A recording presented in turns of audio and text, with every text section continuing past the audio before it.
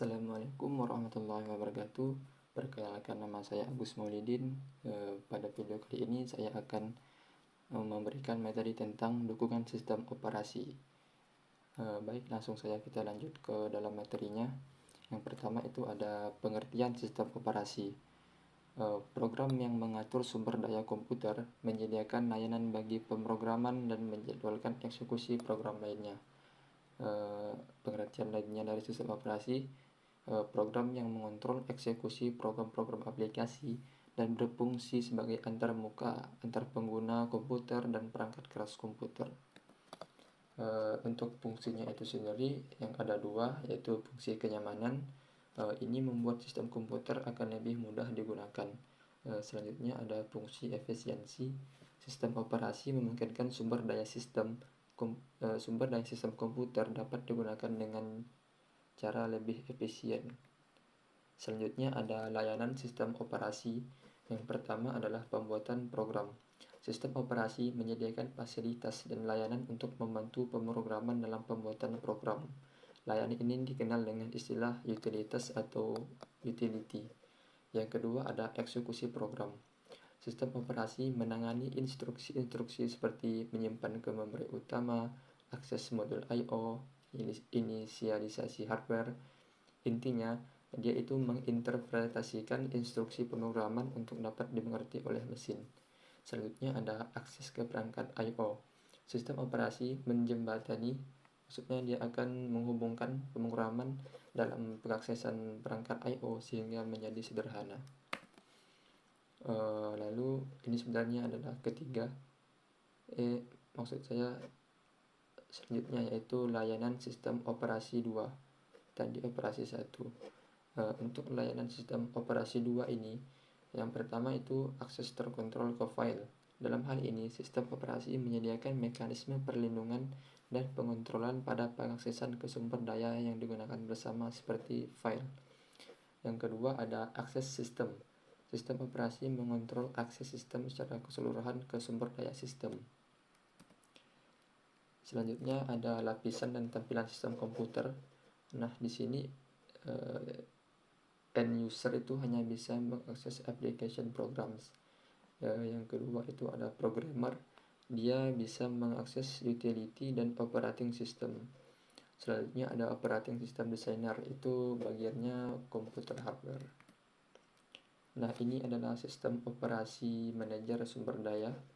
Nah, di mana di sini dia akan membagi tugas-tugasnya agar sistem operasi itu dapat berjalan dengan lancar dan lebih baik. Selanjutnya ada jenis sistem operasi berdasarkan sifat karakteristik 1. Yang pertama adalah sistem interaktif. Itu pengguna atau pemrograman berinteraksi secara langsung dengan komputer melalui keyboard dan atau monitor untuk meminta eksekusi. Yang selanjutnya ada mesin ini biasanya beroperasi dari sebuah konsol yang terdiri dari tampilan, switch, beberapa bentuk input, dan printer. Selanjutnya ada program-program yang berbentuk kode mesin dimuatkan melalui perangkat input, misalnya pembaca kartu.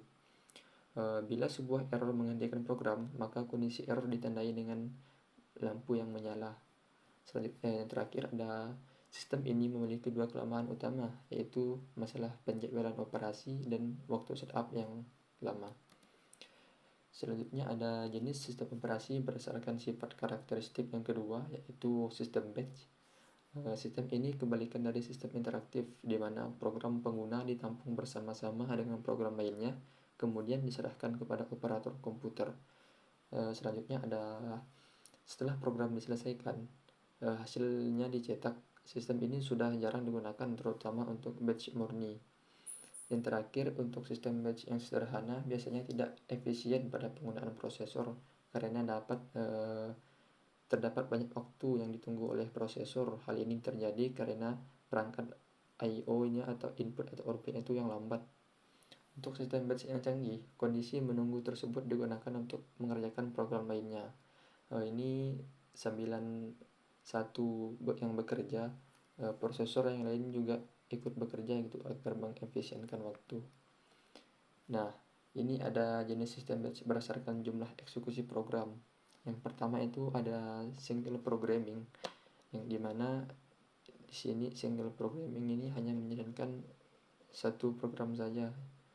Nah, yang dimana ini adalah tidak cukup efisien lah, karena harus menyelesaikan satu dulu baru yang lainnya. Untuk yang lebih efisien itu ada yang kedua, yaitu multiprogramming. Kita lihat dari program A, B, C ini, masing-masing itu ada program yang harus dijalankan. Nah, dengan multiprogramming ini bisa dikombinasikan, yang dimana 3 program kerja ini bisa dilaksanakan dalam satu waktu secara bersamaan. Mungkin bedanya itu untuk single programming ini, dalam satu waktu hanya ada satu program kerja yang bisa dikerjakan. Kalau untuk multi programming ini, dalam satu waktu itu banyak program kerja yang bisa dikerjakan.